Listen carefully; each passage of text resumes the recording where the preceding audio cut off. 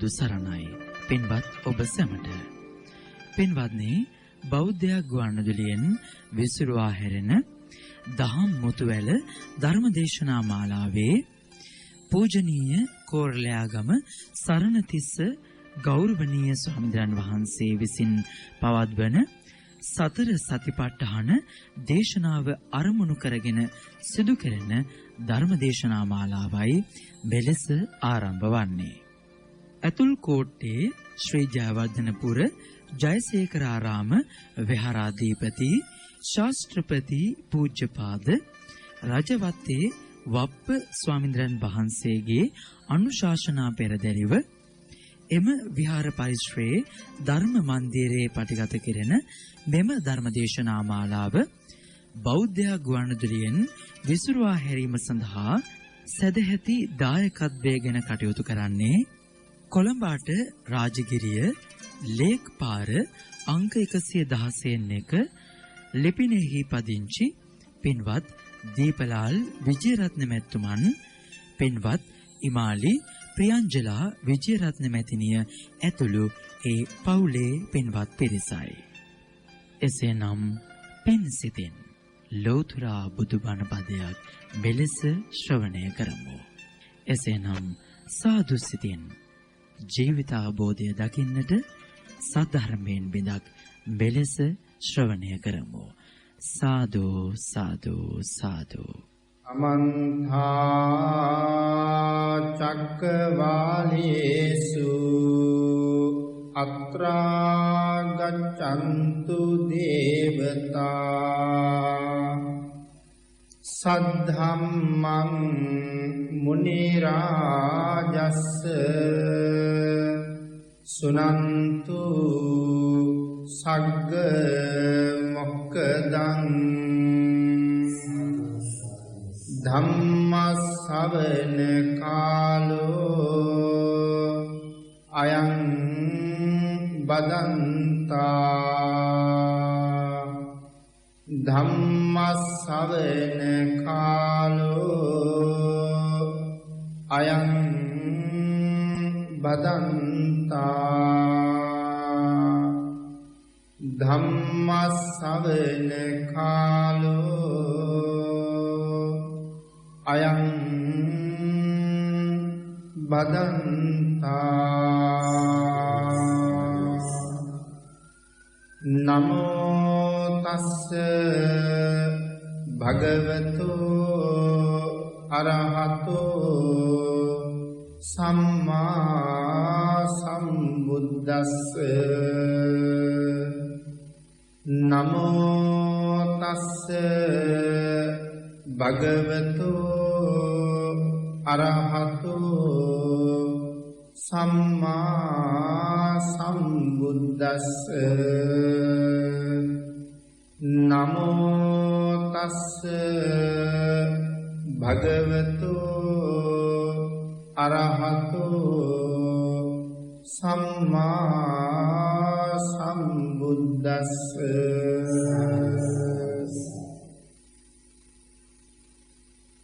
සද්ධර්ම ශ්‍රාවක කාරුණික ගුණගරුක බෞද්ධ පින්වත්නි,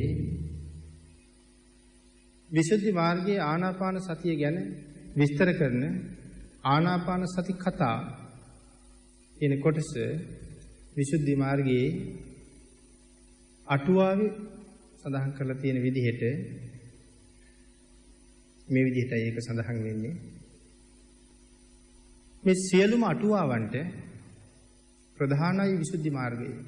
අටුවාවේ සඳහන් කරලා තියෙන හැටි. එතකොට මේ අටුවාවේ සඳහන් කරාම සියලුම අටුවාවන්ට ප්‍රධානයි මේ විසුද්ධි මාර්ගය කියන කොටස.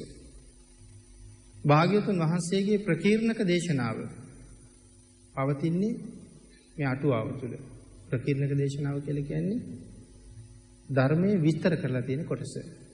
විස්තරාර්ථ දේශනාවට තමයි අටුවාව කියලා කියන්නේ. ඒ අටුවාවේ ප්‍රධාන තැන ගන්නෙ විසුද්ධි මාර්ගය. ඒ නිසා මේ ක්‍රමානුකූලවම භාවනා ක්‍රමයක් විසුද්ධි මාර්ගයේ සංග්‍රහ වෙනවා. ඊට වඩා ගැඹුරු කොටසක් සඳහන් වෙන තව තැනක් තියෙනවා. පටිසම්භිදා මග්ගපාළි කියලා ත්‍රිපිටකයේ කොටසක් තියෙනවා. විසුද්ධි මාර්ගයේ පැහැදිලි කරලා තියෙනටත් වඩා ගැඹුරින් විස්තර කරන තැනක් තමයි මේ පටිසම්භිදා මග්ගපාළියේ සඳහන් කරලා තියෙන්නේ. තවත් කොටසක් සඳහන් කරනවා පින්නතේ විභංගපාළියේ. මේ භාවනාව පිළිබඳව තව කොටසක් විභංගපාළියේ සඳහන් කරලා තියෙනවා. භාග්‍යවතුන් වහන්සේ විසින් මේ ආකාරයෙන් දේශනාවක් කළේ නම් කොහොම දේශනාවක්ද? අයම්පිකෝ භික්කවේ ආනාපාන සති සමාධි භාවිතෝ බහුලීකතෝ සන්තෝචේව පනීතෝච අසේචල කෝච සුකේච විහාරෝ uppන්න කේච පාපකේ අකුසලේ ධම්මේ ධානයෝ අන්තර්ධාපේති වෝපසමේති. මේ සඳහන් කරලා තියෙන ප්‍රකාශයේ තේරුම ප්‍රශංසාවක් කරමින්මයි භාග්‍යවතුන් වහන්සේ දේශනාව පටන් අරන් තියෙන්නේ. කාටද ප්‍රශංසාවක් කරලා තියෙන්නේ? මේ භාවනා ක්‍රමයේ පිළිබඳව. ආනාපාන සති භාවනා ක්‍රමයට ප්‍රශංසා කරමින්ම තමයි බුදුරජාණන් වහන්සේ මේ දේශනාව පටන් අරන් තියෙන්නේ. ඒ පටන් ගත්ත ආකාරයේ pāli වාක්‍ය තමයි අපි සඳහන් කළේ. ඒකේ තේරුම පැහැදිලි කරනවා කොහොමද ප්‍රශංසා කෙරුවේ භාග්‍යවතුන් වහන්සේ. භික්ෂූනි මේ ආනාපාන සති සමාධිය වඩන ලද්දේ බහුලව වඩන ලද්දේ ශාන්ත වන්නේද ප්‍රණීතත් වන්නේද බාධා වලින් තොර වන්නේද සැපවත් වන්නේද වෙයි. සැපවත් වූ විහාරයක්ද වෙයි. ඒ කියන්නේ ආනාපාන සතිය වඩනවා නම් යම් කෙනෙක් ඔහු ඊට සැපවත් ආකාරයෙන් ජීවත් වෙනවා. වසනවා විහාරයක් වෙනවා කියලා කියන්නේ ඒකයි. බොහොම ශාන්තයි, ඊටාම ප්‍රණීතයි කියන කාරණාව සඳහන් කරනවා. ඒ කියන්නේ දැන් සඳහන් කළා බුදුරජාණන් වහන්සේ ප්‍රශංසා කරමින්මයි පටන් අරන් තින්නේ කියලා. දැන් ඉතින් මේ ප්‍රශංසා කරනවා. ආනාපාන සතියට ප්‍රශංසා කරනවා. කොයි වගේද? මේ ආනාපාන සති සමාධිය වඩන ලද්දේ බහුලව වඩන ලද්දේ. ඒ කියන්නේ දිගින් දිගටම වඩන කෙනෙක් බහුලව වඩන ලද්දේ ශාන්ත වන්නේද? ඔහු හොඳ ශාන්ත පුද්ගලයෙක් බවට පත් වෙනවා. නිමුණු පුද්ගලයෙක් බවට පත් වෙනවා. ප්‍රණීතත් වන්නේද? ඔහුට හරි ප්‍රියයි භාවනා ක්‍රමය. ඒ භාවනා ක්‍රමය ඉතා ප්‍රණීතයි. බාධා වලින් තොරයි. ඊටාම සැපවත්. සැපවත් වූ වාසයක් ඔහුට තියෙනවා. උපන් පෞකාර අකුසල ධර්මයන් ඒ උපන් ස්ථානයේදීම අතුරුදහන් කර දමයි. මොනතරම් වාසනාවන්ත තත්වයක්ද? උපන් අකුසල ධර්මයන් ඒ උපන් ස්ථානයන්හිදීම විනාශ කරලා දැමීමේ හැකියාවක් මේ ආනාපාන සතියේට තියෙනවා කියලා සඳහන් කරනවා. ඒ කියන්නේ මෙය බහුලව වඩන පුද්ගලයා ඊටාම සිහියෙන් ජීවත් වෙනවා. හිතේ අකුසල චෛතසික ධර්මයක් මතුවෙනකොටම අවබෝධ කරගන්නවා මගේ හිතේ මතුනේ පෞකාර සිතුවිල්ලක් කියලා. ඒ නිසා ඒක එතරම් විනාශ කරලා දානවා. හැබැයි මේ ආනාපාන සතියෙන් මන අවබෝධය බහුලව වඩන කෙනෙකුට තමයි එහෙම අවබෝධ වෙන්න පටන් ගන්නේ. විනාශ කර දමයි. ඒ නිසා ඊටාම සංසිඳන තත්වයකට විශේෂයෙන් සංසිඳන තත්වයකට මේ ආනාපාන සති සමාධිය විසින් පුද්ගලයාගේ චිත්ත සමාධිය පත් කරනු ලබයි කියලා භාග්‍යවතුන් වහන්සේමයි දේශනා කරන්නේ. ඒක තමයි ප්‍රශංසාව. පුද්ගලයා හැම අතින්ම සුවපත් කරනවා ආනාපාන සති සමාධිය. මේ අයුරින් මේ ආනාපාන සති සමාධිය පිළිබඳව ප්‍රශංසා කරමින්මයි භාග්‍යවතුන් වහන්සේ දේශනාව පටන් ගන්නෙ කියන කාරණාව සිහිපත් කරනවා. මේ කරුණු සියල්ලම තියෙන්නේ අට කතාවේ එකම තැනක නෙමෙයි. අට කතාවේම නෙමෙයි මේ සියලුම කරුණු තියෙන්නේ. ත්‍රිපිටකයේ තැන් වලින් මේ කරුණු විස්තර කරපු තැන් තියෙනවා. ත්‍රිපිටකයේ තැන් වල මේ කරුණු විස්තර කරලා තියෙනවා.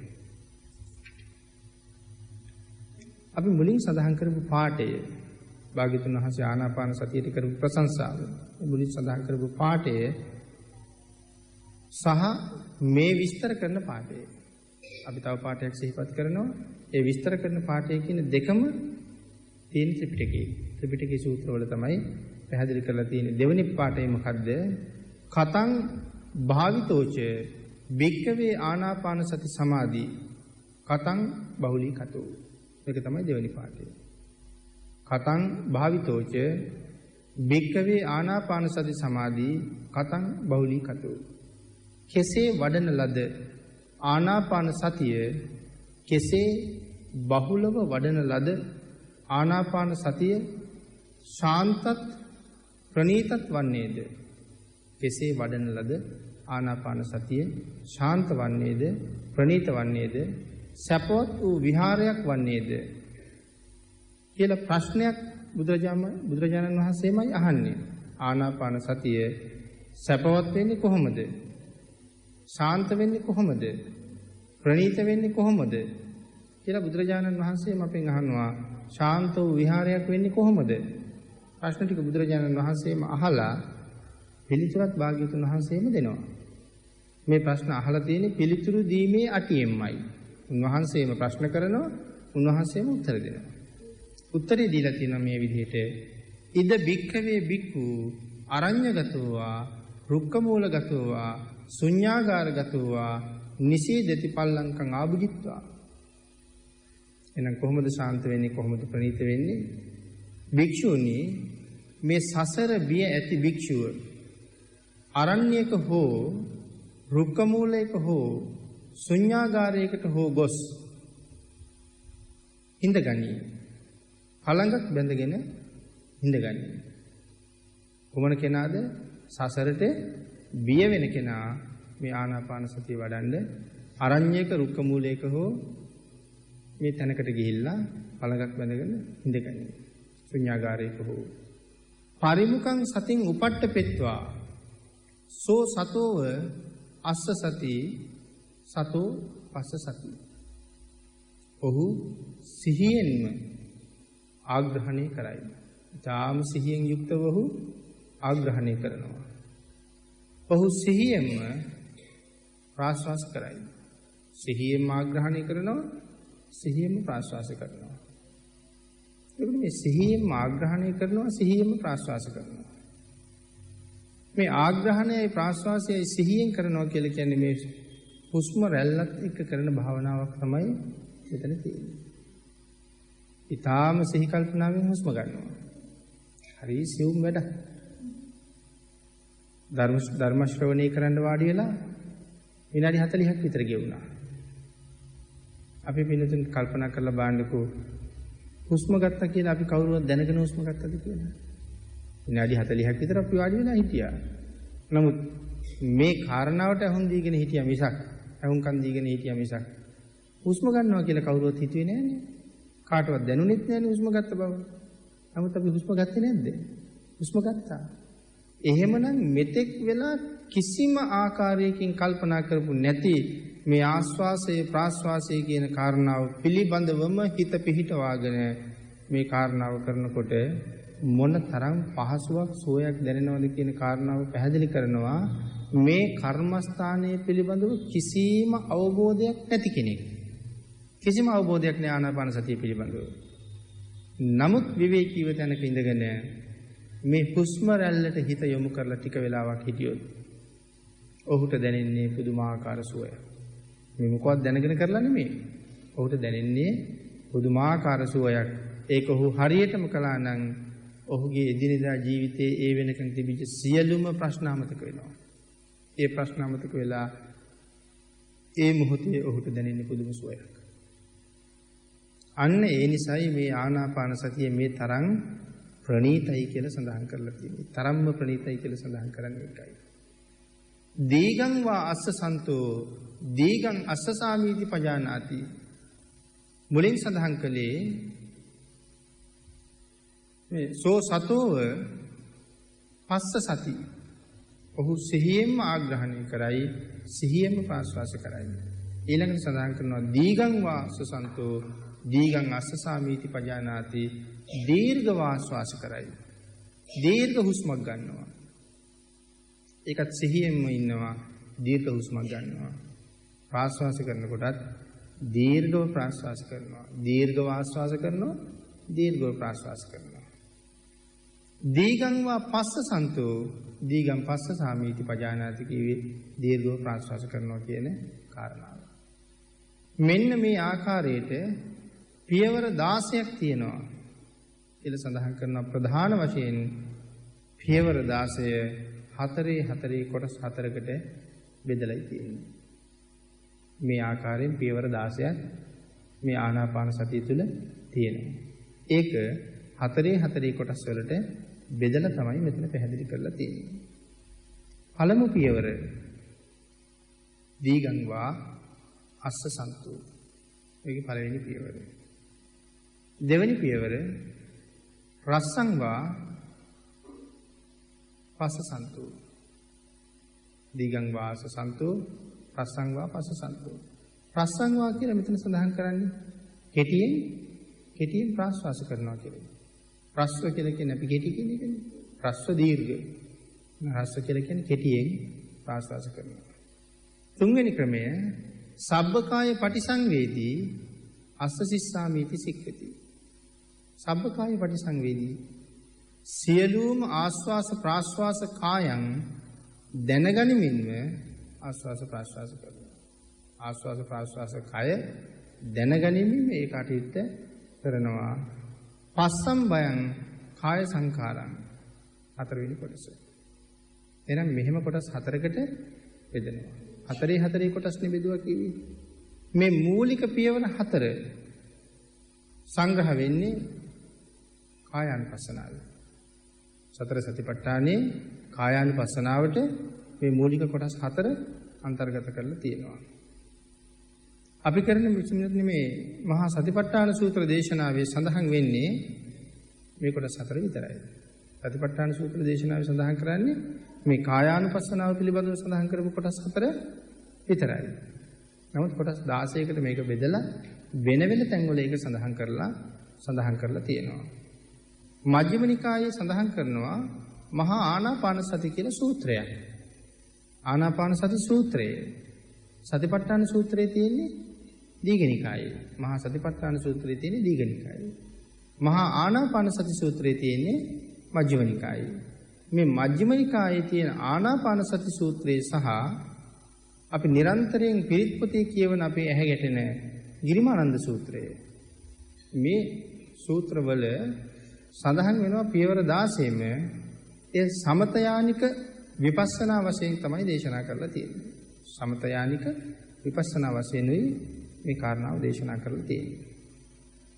ඒ නිසා එහි පළමු පියවර 4 දීගං වා අස්ස සන්තෝ දීගං අස්ස සාමීති පජානාති රස්සං වා පස්ස සන්තෝ රස්සං පස්ස සාමීති පජානාති සබ්බකාය පටිසංවේදී අස්ස සිස්සාමීති සික්ඛති පස්සම් භයං කාය සංකාරං ආදි වශයෙන් මෙතන ඒ කොටස පැහැදිලි කරලා තියෙනවා. ඊළඟට එය මජ්ක්‍ධිම නිකායේ මහා ආනාපාන සති සූත්‍රයේ සඳහන් කරනවා කායානුපස්සනාවට අයිති කියලා. මේ අපි සඳහන් කරපු කොටස ආනාපාන සති සූත්‍රයේ සඳහන් කරනවා මේක අයිති වෙන්නේ කායානුපස්සනාවටම තමයි. එතකොට අර අපි මුලින් සඳහන් කරපු කාරණා 4ටම තමයි මේකත් අයිති වෙන්නේ කියලා ආනාපාන සති සූත්‍ර දේශනාවේ පැහැදිලි කරලා තියෙනවා. ආනාපාන සති සූත්‍රයේ ආනාපාන සති භාවනාව පිළිබඳව මොනවද සඳහන් කරලා තියෙන්නේ කියන කාරණාව විසුද්ධි මාර්ගයේ කාරණාව සාකච්ඡා කරලා අපි සාකච්ඡාවට ගන්නකොට මේ කරුණ අපිට පැහැදිලි වෙනවා. ඊළඟට සඳහන් කරනවා නැවත වේදනානුපස්සනාවට අයිති කොටස් 4කට බෙදලා තියෙනවා. පීතිපටි සංවේදී, සුඛපටි සංවේදී, චිත්ත සංකාර පටි සංවේදී, පස්සම් බයං චිත්ත සංකාරං කියන කාරණා තුලින් පැහැදිලි කරලා තියෙනවා වේදනානුපස්සනාවට අයිති කොටස් 4. ධම්මානුපස්සනාවට අයිති කොටස් 4ත් මෙතන ඊළඟට පැහැදිලි කරනවා.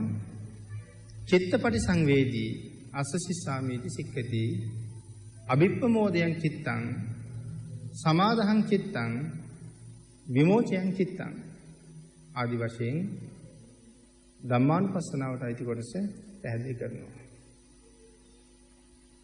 ඊළඟට ධම්මානුපස්සනාවට අයිති කොටස නැවත ධම්මානුපස්සනාවටම පැහැදිලි කරලා තියෙනවා.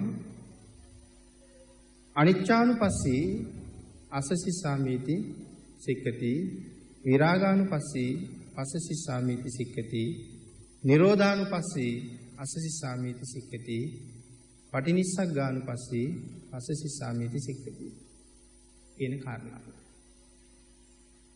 මේ කාරණා හතර එනිසා මේකේ විශාල විස්තරයක් සාකච්ඡා කරලා තියෙනවා. පටිසම්භිදා මග්ග පාළියේ ඒ වගේම මේ විසුද්ධි මාර්ගයේ මේ සඳහන් කරපු කාරණා ටික ඉතා දීර්ඝ වශයෙන් සාකච්ඡා කරනවා. ඒ දීර්ඝ වශයෙන් සාකච්ඡා කරලා තියෙන කොටස අපිට පැහැදිලි කරගන්න පුළුවන් වෙන්නේ අපි අර කර්මස්ථාන විභාගයේ සාකච්ඡා කරනකොට. එහෙම නැතුව දැන් මෙතන මේ කාරණාව අපි කෙටියෙන් විස්තර කළාට අර කාරණාවේදී අපිට ආයෙ පැටලෙන්න පටන් ගන්නවා එහෙම. ඒ නිසා මේක කරුණු වශයෙන් දැනගෙන අපි කර්මස්ථානයේ සාකච්ඡා කරනකොට ඒ ටික විස්තර කරලා දැනගමු. මේ කාරණා ටිකමයි කර්මස්ථානෙත් එක්ක අපිට සාකච්ඡා කරන්න වෙන්නේ. මේ සඳහන් කළේ අපි කීවා මේ මහා සතිපට්ඨාන සූත්‍ර දේශනාවේ නැත්නම් සතිපට්ඨාන භාවනා ක්‍රමය හතරේ කොටස් වලින් කොටස් 16කට බෙදලා තියෙනවා කියලා. සතර සතිපට්ඨානය. ඒකේ සතිපට්ඨාන සූත්‍ර දේශනාවේ සඳහන් කරලා තියෙන්නේ මූලික කොටස් 4 කායානුපස්සනාවේ කොටස් 4 විතරයි. ඉදිරි කොටස් 3 පැහැදිලි කරන්නේ මේ මජ්ක්‍ධිම නිකායේ මහා ආනාපාන සතිය ආදී සූත්‍ර දේශනාවලයි. ඒ නිසා මේ ආනාපාන සති සූත්‍රයත් එක්ක මේ කාරණා ටික වෙනම අපිට ආය සාකච්ඡා කරන්න සිද්ධ වෙනවා. ඒ නිසා මෙන්න මේ කොටස් 16 ආනාපාන සති කර්මස්ථානයේ මූලික කොටස් හැටියට සඳහන් කරලා තියෙනවා. කායානුපස්සනාවේ කොටස් 4ක් සඳහන් කරලා තිබුණට මේ ආනාපාන සති කර්මස්ථානයේට මේ කාරණා 16ම අන්තර්ගතයි කියලා සඳහන් කරනවා. ඒ නිසාම හැම තැනම සඳහන් වෙන්නේ සෝලස වත්තුකං ආනාපාන සති කම්මට්ටානං කියලා හැමතැනම සඳහන් කරනවා. සෝලස වත්තුකං ආනාපාන සති කම්මට්ටානං. ඒ කියන්නේ ආනාපාන සති කර්මස්ථානයේට මේ කාරණා 16ම අන්තර්ගතයි කියලා පැහැදිලි කරනවා. ප්‍රධාන අංග 16ක් ගැන මෙතන සඳහන් කරනවා. තවත් ඒ කාරණාව ඉදිරියේ පැහැදිලි කරන්නේ මුලින් සඳහන් කරපු කර්මස්ථාන කොටසත් එක්කමයි. ප්‍රධාන අංග 16ක් කියලා කියන්නේ 아무තු අංග 16ක් නෙමෙයි. අපි මේ සාකච්ඡා කරන අංග 16 ගැනමයි මෙතන සඳහන් කරන ප්‍රධාන අංග 16ක්. කෙසේනම් බහුලව භාවිතා කරන ලද ආනාපාන සතිය මහත්ඵල වන්නේද කියන කාරණාව විස්තර කරමින් භාග්‍යවතුන් වහන්සේ මේ දේශනාව ආරම්භ කරලා තියෙනවා. ආනාපාන සති සමාධිය කරන ලද්දේ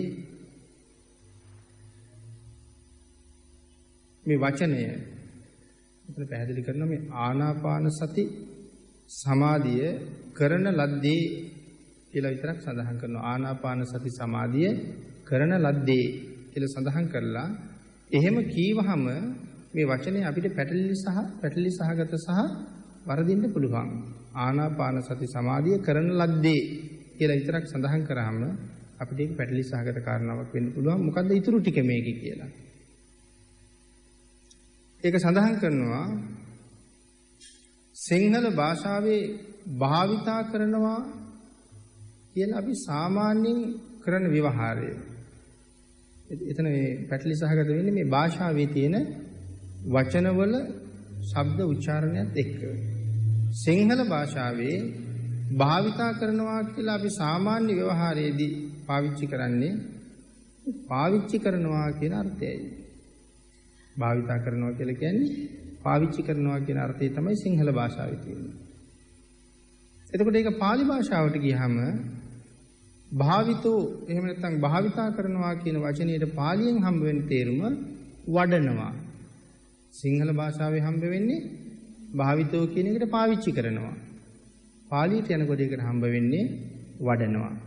එහෙනම් මේක පැටලෙනවා නම් පැටලෙන්නේ මේ භාෂා දෙකේ වචන තේරුම් වල ගැළපීමත් එක්ක පැටලීමක් ඇති වෙන්න පුළුවන්. එහෙනම් භාවිතෝ කියන වචනය නිතරම ඇහෙනකොට අපිට මේ සූත්‍ර දේශනාවත් එක්ක අපි මතකයට යන්න ඕනේ වඩනවා කියන අර්ථයයි. එහෙනම් භාවිතෝ බහුලීකතු. නිතර බොහෝ පාවිච්චි කරන්න කියලා නෙමෙයි කියන්නේ බොහෝ සෙයින් වඩන්න කියන අර්ථයයි භාවිතෝ බහුලීකතු කියලා කියන්නේ. ඒ කාරණාව නැවත පැහැදිලි කරනවා භාවිතෝ කියලා කියන්නේ උපාදිතෝ පච්චිතෝවා.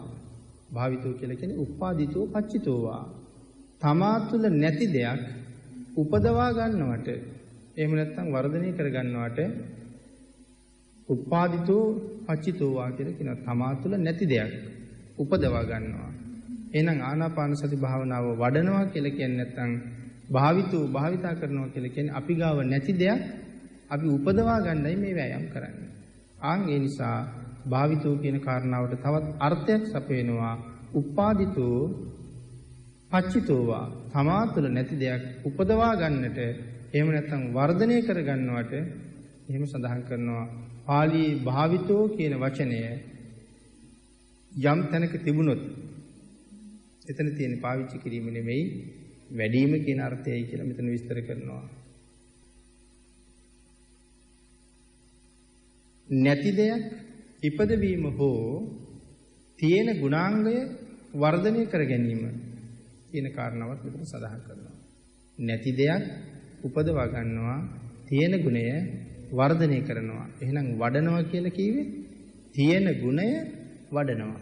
වඩලා ඒක පුළුල් කරනවා, වැඩි කර ගන්නවා. භාවිතෝ කියන කාරණාවේ තවත් ඒක අර්ථයක් ඇටියට පැහැදිලි කරනවා. ආනාපාන සති සමාධිය කියලා කියන්නේ ආනාපාන පරිග්ගාහිකාය සතිය. මොකද්ද මේ ආනාපාන සති සමාධිය කියලා අහන්නේ? ඒක පැහැදිලි කරලා තියෙන්නේ ආනාපාන පරිග්ගාහිකාය සතිය. එහෙම සඳහන් කරන්නේ ආස්වාස ප්‍රාස්වාස හොඳින් ග්‍රහණය කරගන්න සිහියට ඒ සිහිය සමග තියෙන සමාධියට. ආනාපාන සමාධිය කියලා කියන්නේ ආස්වාස ප්‍රාස්වාස හොඳින් ග්‍රහණය කරගන්න සිහියට. ආනාපාන සමාධිය. ආස්වාස ප්‍රාස්වාස හොඳින් ග්‍රහණය කරගන්න සිහියට කියනවා ආනාපාන සති සමාධිය කියලා. සිහිය ග්‍රහණය කරගන්න. ඒ සිහිය මම අල්ල ගන්නවා. සිහියෙන් ආස්වාස ප්‍රාස්වාස කරනවා. ඒකට කියනවා ආනාපාන සතියෙන් ලැබෙන සමාධිය කියලා. සතියා සද්දින් සම්පයුත්තෝ සමාධින්. ඒ සඳහන් කළේ කුමක්ද කියලා පැහැදිලි කරනවා. ඒ සිහිය සමග මනාකොට යෙදුනා වූ සමාධිය තමයි මේ ආනාපාන සති සමාධිය කියලා කියන්නේ. එහෙම පැහැදිලි කරනවා. ඊළඟට මෙතන සඳහන් කරනවා මේ ඉගෙනීමේ ක්‍රමය බොහොම දුෂ්කරයි කියලා. මේ කරුණුම මෙහෙමම සඳහන් කරනවා මේකේ ගැඹුර මේ ඉගෙනීම් ක්‍රම අපිට හිතෙන්න පුළුවන් දුෂ්කරයි කියලා. අපිට හිතෙන්නේ මේ ක්‍රමය දුෂ්කරයි කියලා. තේරුම් ගන්න අමාරුයි, තේරුම් ගන්න අපහසුයි කියලා සමහරලාට හිතෙන්න පුළුවන්. එහෙම හිතෙනවා නම් එහෙම හිතෙන්නේ ඇයි කියන කාරණාවට මේ වචනයක් ගානේ විස්තර වෙන්නේ මුලින් යම් පාඩයක් දේශනා කළා නම් භාග්‍යතුන් වහන්සේ නිර්දේශ කළා කියලා. අපි මුලින්ම සඳහන් කළා භාග්‍යතුන් වහන්සේ නිර්දේශ කළා මේ විදිහට කියලා අපි මුලින් යම් පාඩයක් සඳහන් කළා. අයම්පිකෝ භික්ඛවේ ආනාපාන සති සමාධි භාවිතෝ බහුලීකතෝ චේව පනීතෝච කියලා. භාග්‍යතුන් වහන්සේ දේශනා කරපු පාඩයක්. ආනාපාන සතිය ප්‍රණීත බව දේශනා කරපු තැන. ප්‍රශංසා කරමින් දේශනා කරුවා කියලා අපි සඳහන් කරුවේ මෙතන. එහෙනම් භාග්‍යතුන් වහන්සේ යම් පාඩයක් දේශනා කළාද මේ පාඩේ පාඩම් නැති නිසා මේ වචන මෙච්චර ඕනද කියලා අපිට හිතෙන්න පුළුවන්. මේ කාරණාව පාඩම් නැති නිසා අපි දන්නේ නැහැ මේ කාරණාවෙන් මොකද්ද කියවේ කියලා. ඒ නිසා අපිට හිතෙනවා මේ භාවනාවක් කරන්න මේ මෙච්චර දේවල් දැනගන්න ඕනේද? මෙච්චර වචන අධ්‍යයනය කරන්න ඕනේද? මෙච්චර වචනවල තේරුම් පැහැදිලි කරන්න ඕනේද කියලා අපිට එහෙම හිතෙන්න පුළුවන්. එහෙම හිතෙන්නේ මේ වචනවල තේරුම දන්නේ නැති හින්දා.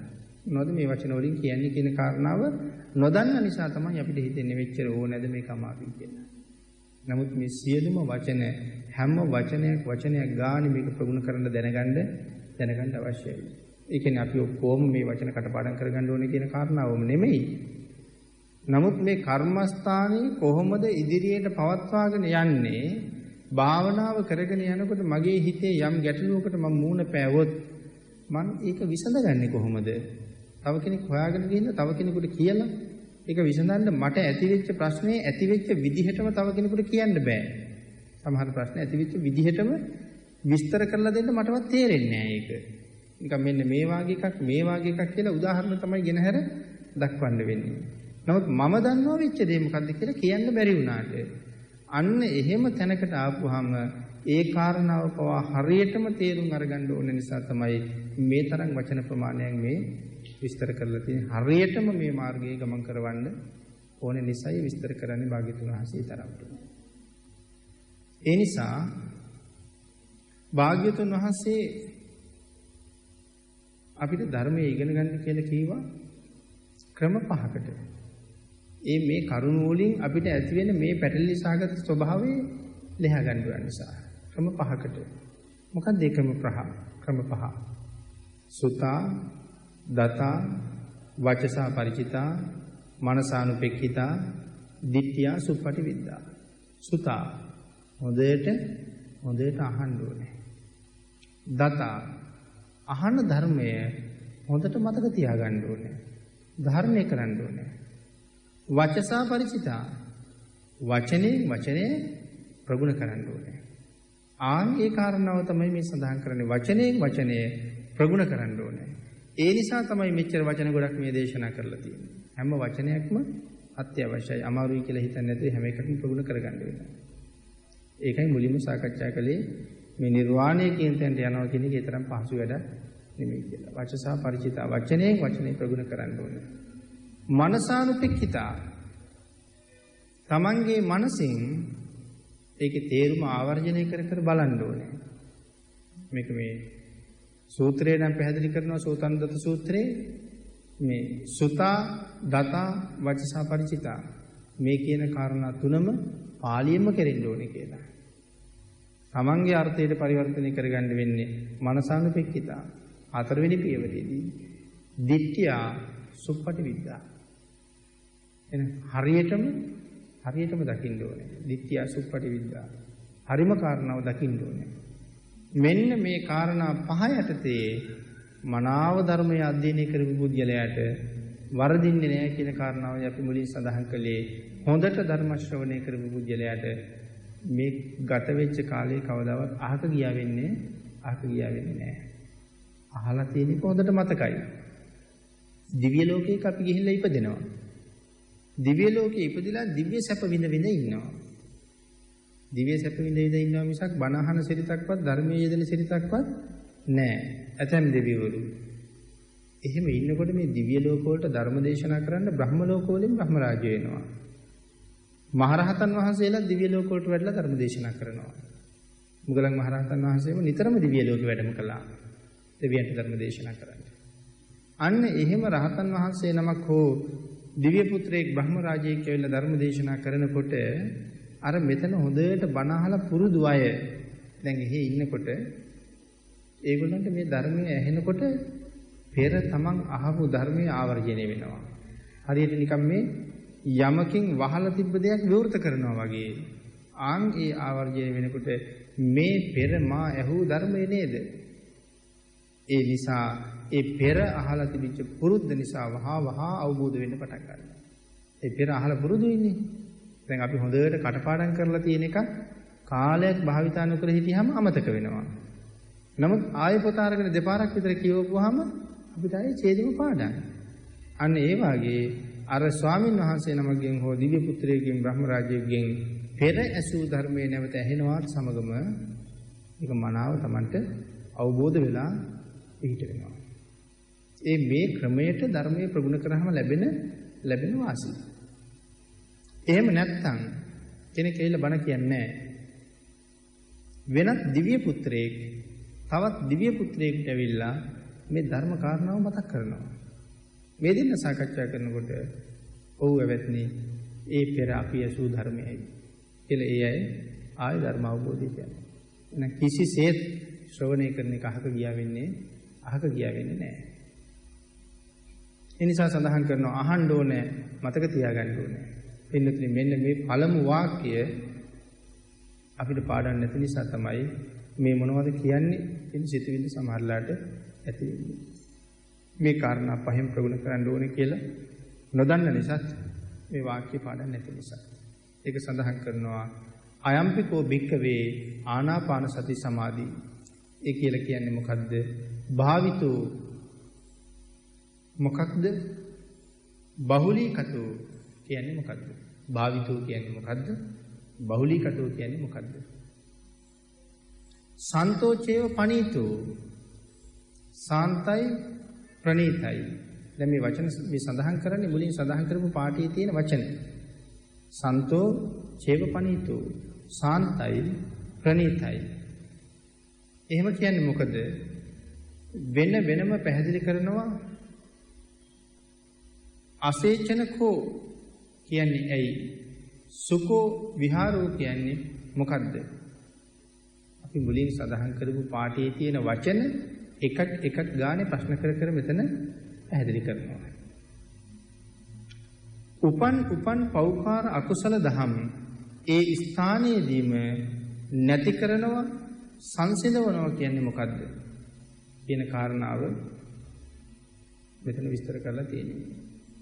උපන් අකුසල චේතනා ඒ ස්ථානයේදීම තේරුම් අරගෙන නැති කරනවා කියන කාරණාවයි එතන මේ පැහැදිලි කරන්න භාග්‍යතුන් වහන්සේ මේ කාරණාව දේශනා කරලා තියෙනවා. එතනින් ඒක පැහැදිලි කරනවා භාවිතෝ කියන්නේ මොකද්ද? යන්නේ ආනාපාන සති සමාධිය කියන්නේ මොකද්ද? මේ කාරණාවල් දෙකත් පැහැදිලි කරන්න ඕන කරුණු හැටියට මෙතන සඳහන් කරනවා. ඒ කියන්නේ මේ අපි සාකච්ඡා කරපු ඡේදයේ වචනයක් ගානේ පැහැදිලි කරන්නයි මෙහෙම සඳහන් කරලා තියෙන්නේ. බහුලීකතෝ පුනං කතෝ නැවත වඩන ලද්දේ නැවත කරන ලද්දේ මේ බහුලීකතෝ කියලා කියන්නේ පුනං කතෝ නැවත වඩන ලද්දේ නැවත කරන ලද්දේ බහුලීකතෝ. සන්තෝචේව පනීතෝච ශාන්තත් වෙනවා ප්‍රණීතත් වෙනවා නොකැළඹුණ සංසිඳන ස්වභාවයේ සහිතයි කියන කාරණාව ශාන්තයි කියලා සඳහන් කරනවා. ශාන්තත් වෙනවා ප්‍රණීතත් වෙනවා. ඒ කියන්නේ නොකැළඹුණ සංසිඳන ස්වභාවයේ සහිතයි. එහෙනම් මොකද්ද නොකැළඹුණ සංසිඳන ස්වභාවයේ සහිතයි? ආනාපාන සතිය වඩන පුජ්‍යලයට දැනෙන ප්‍රණීත භාවය, දැනෙන මිහිරි භාවය, දැනෙන රසවත් භාවය පිළිබඳවයි එතන සඳහන් කරලා තියෙන්නේ. එහෙනම් මේ භාවනා ක්‍රමයට අවතීර්ණ වෙන තුරු අපිට ඒක අමාරුයි වගේ හැඟෙනවා. නමුත් ටික රසය දැනෙන්න පටන් ගත්තාම අපි මේ ක්‍රමයට ඇබ්බැහි වෙනවා. සමහර කෙනෙක් සුරාවට ඇබ්බැහි වෙනවා. තව කෙනෙක් හෙරොයින් වගේ දේවල් ටිකක් පාවිච්චි කරාම එයාට ඇති වෙන්නේ ඇබ්බැහි වීමක්. ඊට පස්සේ ඒක නවත්ත ගන්න බෑ. දුම් බොන්න පටන් ගත්ත කෙනාට ඒ ඇබ්බැහි වීම නවත්ත ගන්න බෑ. තමන්ම දන්නවා මේක දැන් මට හානි කරයි කියලා. නමුත් ඇබ්බැහි වීමක් තියෙන නිසා නවත්ත ගන්න බෑ. එහෙමනම් මේ භාවනා ක්‍රමයේ සුවය දැනෙන්න පටන් ගත්තට පස්සේ ඔහුට දෙන්නේ ඒ පිළිබඳව ඇබ්බැහි වීමක් හා සමාන ප්‍රමාණයක්. නිරන්තරයෙන් ඒකට අවතීර්ණ වෙන්න හිතෙනවා. නිරන්තරයෙන් ඒකට බැහැ ගන්න හිතෙනවා. විවේකීව ඉන්න හැම වෙලාවකම ඇස් දෙක පියාගෙන මේක වෙනෙහි කරන්න හිතෙනවා. හැබැයි ඒකට බැහැගත් පුජ්‍යලයා. ඒ තරමටම සාන්තයි, ඒ තරමටම ප්‍රණීතයි. ඒ ශාන්ත බව, ඒ ප්‍රණීත බව දකින්න පුජ්‍යලයා කවදාවත් මේකෙන් එළියට යන්නේ නැහැ.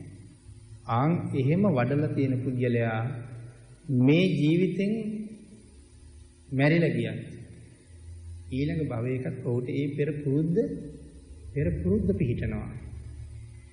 ඒ නිසා ඒ කාරණාවට පෙර පුරුද්ද නිසා ඔහු නිරන්තරයෙන් ඇදිලා යනවා. හැබැයි එහෙම අය සද්ධර්ම ශ්‍රවණය කරනකොටත් මනාව ධර්ම ශ්‍රවණය කරනවා. මනාව අවබෝධ කරනවා. මනාව තේරුම් අරගන්නවා.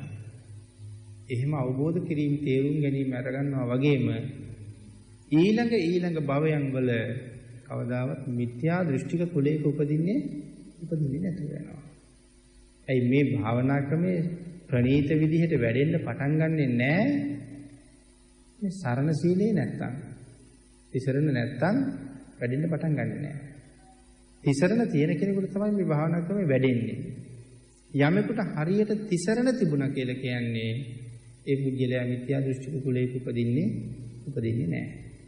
යම් හේතුවකින් උපදින්න පුළුවන් කියමුකෝ. මොකක් හරි සිද්ධියක් නිසා එහෙම තැනක ඉපදුනා. අවබෝධය ඇති වෙන වයස එනකොටම ඔහු වහාම සම්‍යක් දෘෂ්ටියට ආපහු වෙනවා. මිත්‍යා දෘෂ්ටික තැන්වල උපදිනවා. Tamanට අවබෝධ වෙනකොට සම්‍යක් දෘෂ්ටියට එනවා. එහෙනම් අපි දන්න ඕන තරම් අය ඉන්නවා වෙනත් ලබ්ධීන් අදහන ගරු කරන ඒ පවුල් වල ඉපදිලා නමුත් වැඩි හිටියෝ වෙන දෙයක් අදහනවා. සමහර ධර්මවල ඒ සියල්ලම අතහැරලා දාලා වෙන මාර්ගයක යනවා. ඒ කියන්නේ අවබෝධයක් ඇති වෙච්ච ගමන් මං යන පාර වැරදි කියලා මනාව තේරුම් ගන්න පුළුවන් හැකියාවක් වෙනවා.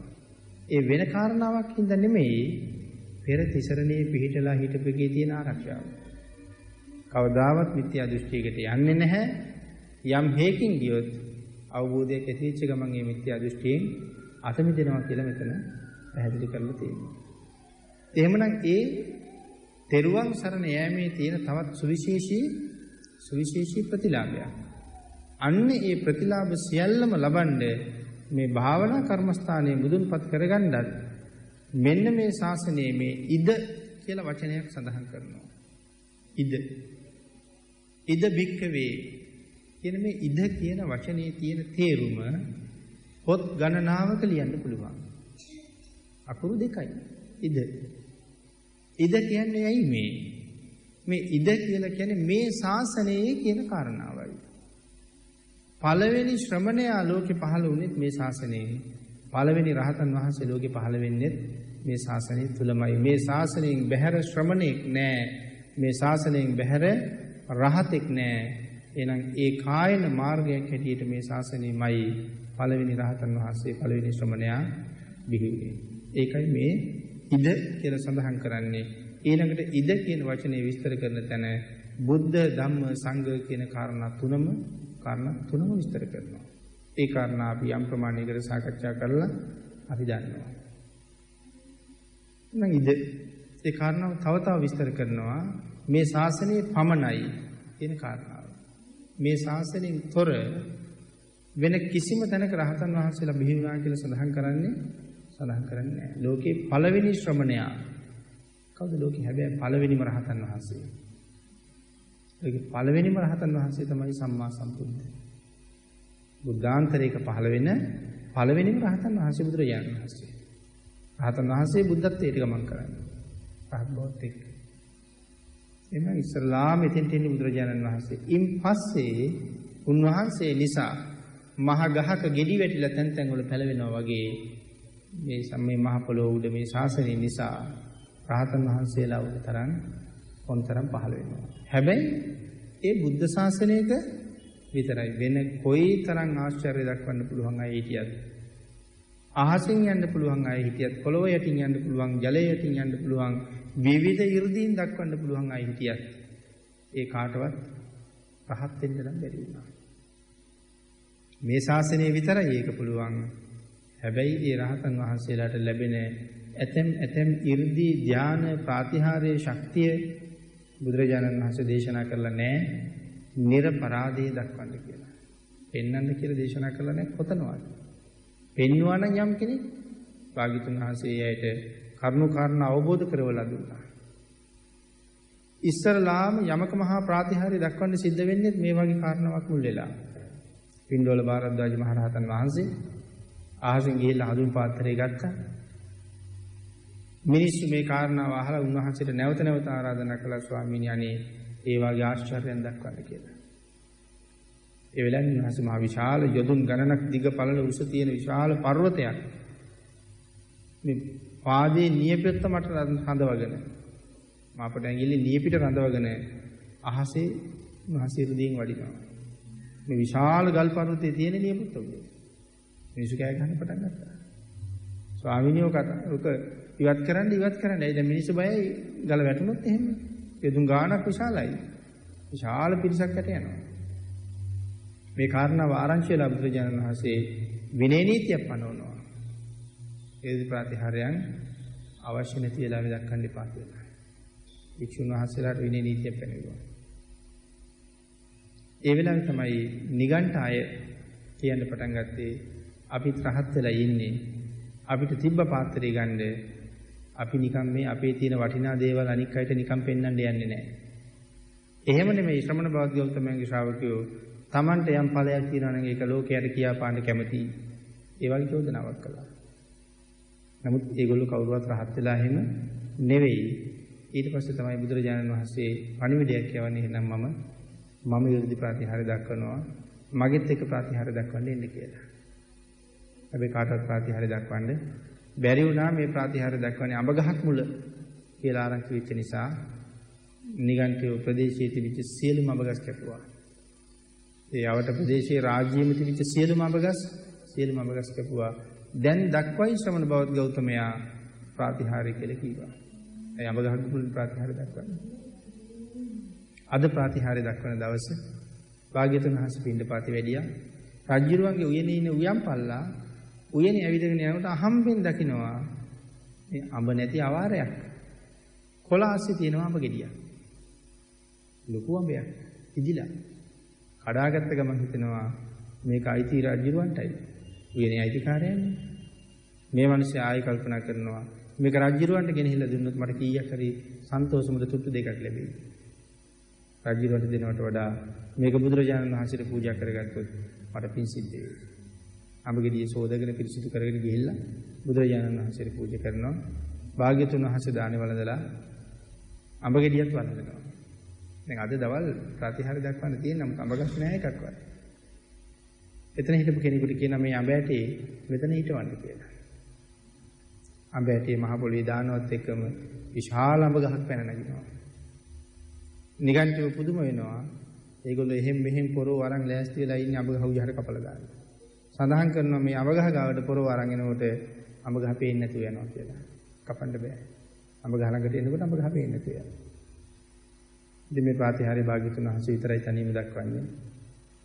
නිගණ්ඨින් ප්‍රදේශයකවත් හිටියේ නෑ ඒගොල්ලෝ පැනලා දුවනවා.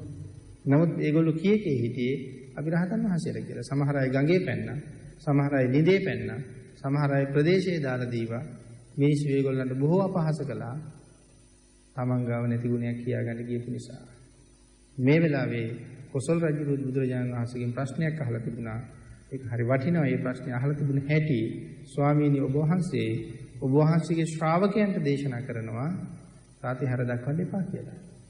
ශ්‍රාවකයන්ට එපා කීයේ ඔබ වහන්සේ ප්‍රතිහාරයක් දක්වනවා කියලා පොරොන්දුවක් යවනවා. වටිනවද ඒක කියලා ඇහුවා. ඉතින් රජු බොහොම ඍජුව ගිහිල්ලා අහලා බුදුරජාණන් වහන්සේගෙන් ගැලපෙනවද ඒක? ඒ වෙලාවේ බුදුරජාණන් වහන්සේ හරි ලස්සන ප්‍රශ්නයක් අහලා තිබ්බ රජුරුවන්ගෙන්. මහරජය ඔබේ අඹ උයනේ අඹ වෙන කවුරු හරි ඔබෙන් හරි උයන් පල්ලගෙන් හරි ඇහුවේ නැතුව කැඩුවොත් මොකද කරන්නේ කියලා. දඬුවම් කරනවා කිව්වා. එතකොට උයන් පල්ලට දැනුවත් කරන්නේ නැතුව ඔබ ගිහිල්ලා අඹ උයනේ අඹ කැඩුවොත් උයන් පල්ලා ඔබට දඬුවම් කරයිද කියලා ඇහුවා. නෑ එයා මොකටද මට දඬුවම් කරන්නේ? අඹ උයන මගේ අඹ උයනේ මං අඹ කඩන්නේ නැතුව වෙන කවුරු කඩන්නේ? ඒ වෙලාවේ බුදුරජාණන් වහන්සේ උත්තරයක් දෙනවා මහරජය මේ ශාසනයේ රජුරුව මම ප්‍රතිහාරය දක්වන්නේ නැතුව වෙන කවුරු ප්‍රතිහාරය දක්වන්නේ? කොසල් රජුරුව ඊට පස්සේ බිම් බලාගත්තා.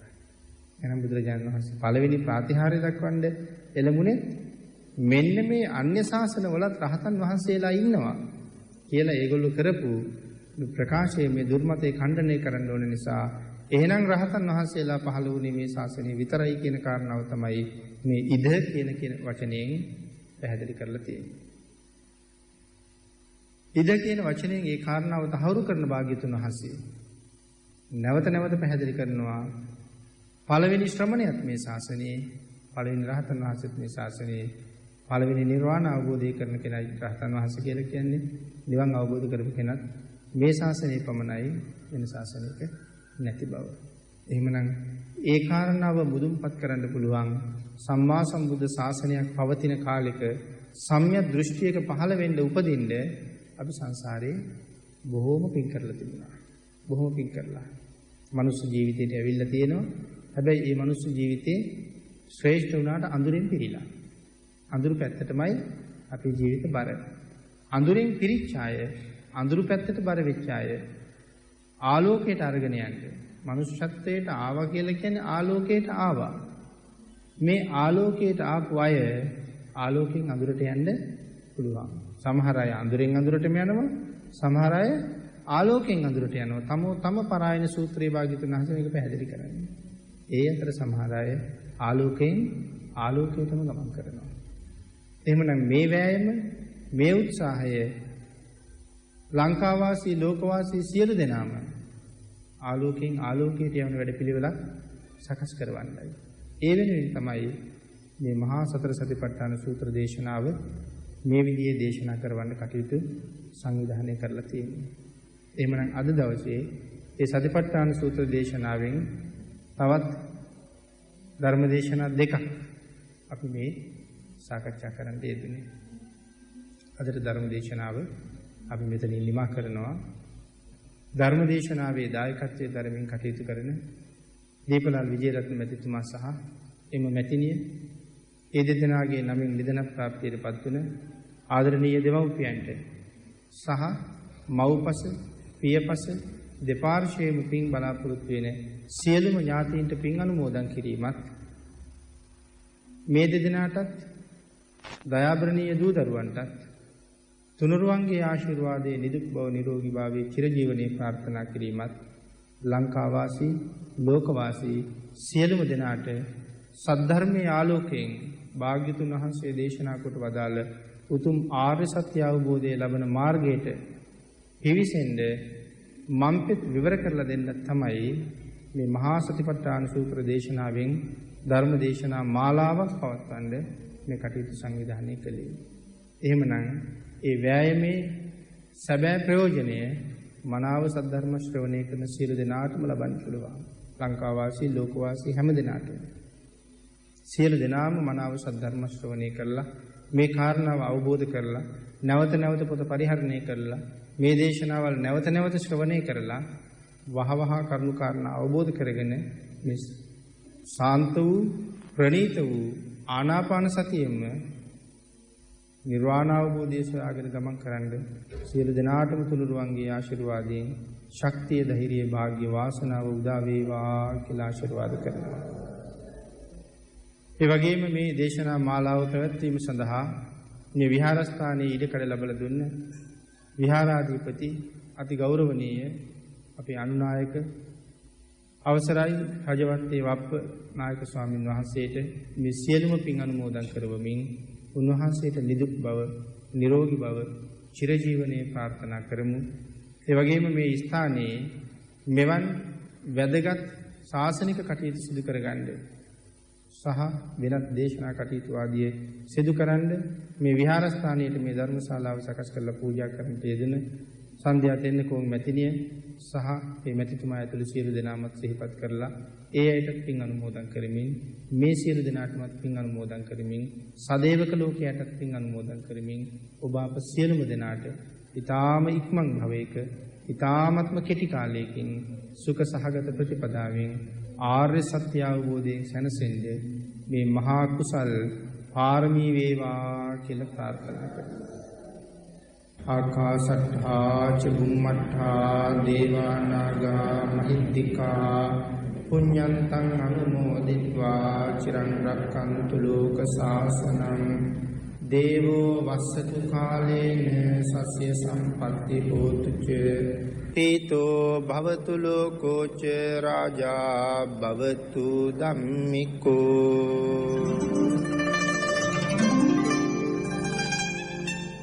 සාදු සාදු සාදු.